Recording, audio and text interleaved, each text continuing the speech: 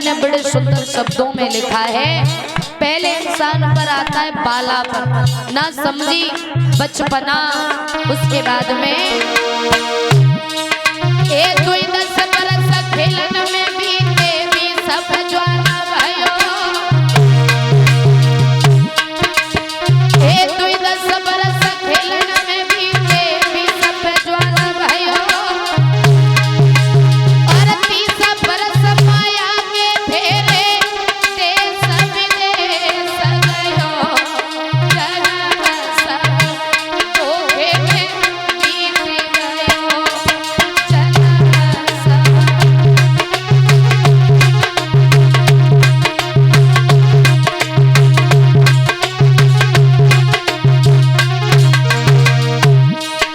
जन्म सब धोखे में बीत गयो, जन्म सब।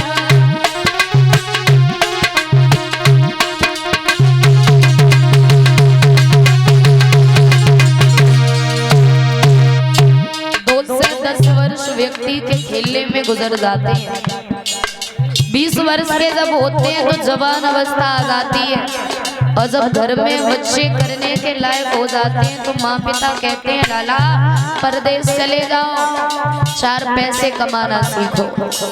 परदेश चले गए, बाहर जाकर के बहुत मेहनत करते हैं, पैसों को कमाते हैं, लाके परिवार को देते हैं, लेकिन जीवन धोखे में गुजरता चला जाता है। उसके बाद में विवाह हो जाता है, और जब विवाह हो जाता है फिर तो खुद का परिवार बन जाता है, फिर बीवी और बच्चों के मोह जाल में फंस करके भगवान को बिल्कुल व्यक्ति भूल जाता है। बताया जन्म सब धोखे में बीत गयो, जन्म सब।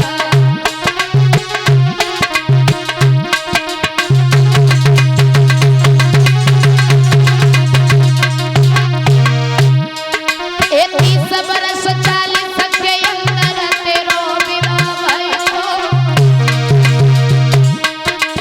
एक 30 बरस 40 के अंदर तेरो विवाह भयो, और पढ़ के नारी के फंदा में तू अरे कोई भूल गयो, जन्म सब धोखे में बीत गयो, जन्म सब।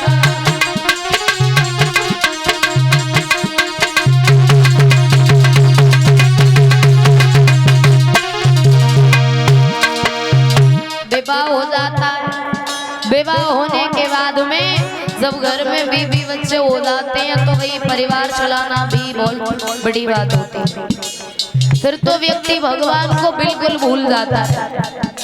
बालापन, जवानी और कमानी,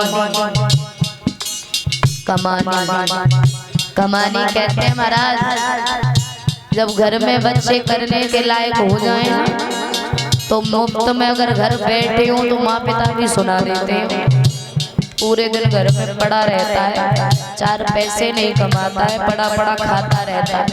तो जिंदगी में हर टैलेंट जरूरी होता है, पता नहीं कौन सी चीज किस समय काम आ जाए।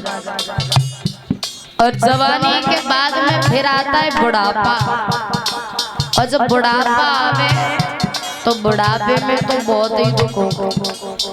परीक्षित महाराज समझ रहे, ज्यादा खाए लो तो परेशानी, और थोड़े से भूखे रह गए तो परेशानी, और ज्यादा देर तक बैठ लिए तो घोटे दर्द करे, ज्यादा चल लो तो कमर दर्द करे, ज्यादा लेट लो तो परेशानी, बैठ लो तो परेशानी। बुढ़ापे में बिल्कुल सुकून ना लाए, सिर्फ दुख ही दुख है। और जब व्यक्ति ज्यादा परेशान हो जाए मामा, और जब खटिया पे पड़ना है ना तो काके तो भगवान अब तो उठाए ले, जीवे को मन ना करे, क्योंकि पहला सुख निरोगी का है। जब शरीर में कोई रोग ना हो तो जीवन बहुत अच्छा लगता है, और इसी शरीर में थोड़ा सा कुछ रोग हो जाए तो फिर तो प्रभु को याद करते, अब तो उठा लो प्रभु, अब जीने का मन नहीं करता है। कहते कबीरदास 50 और 60 बरस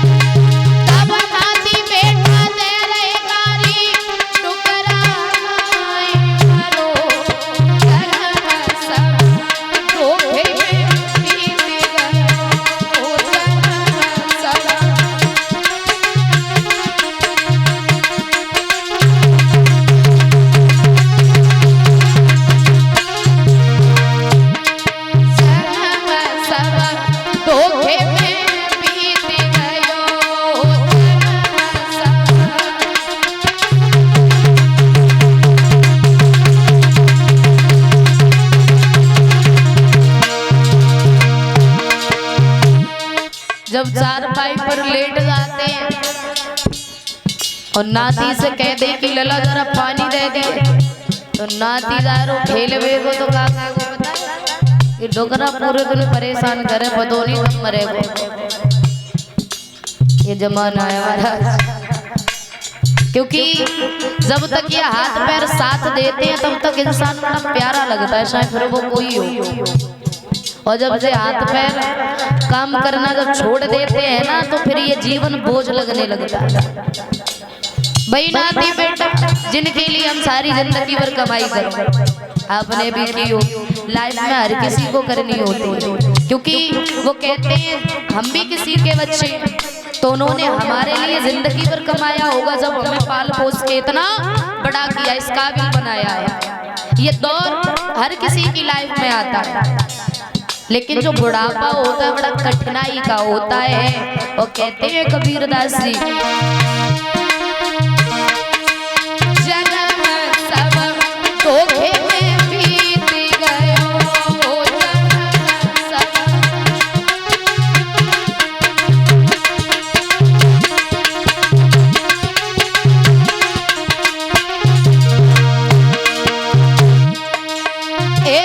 सुनी तूने कथा भागवत नहीं कछुदान कियो, ए नहीं सुनी तूने कथा भागवत नहीं कछुदान कियो। अरे कहता कबीर सुनो भाई साधु चोला भी छूट गयो, धोखे में बीत गयो।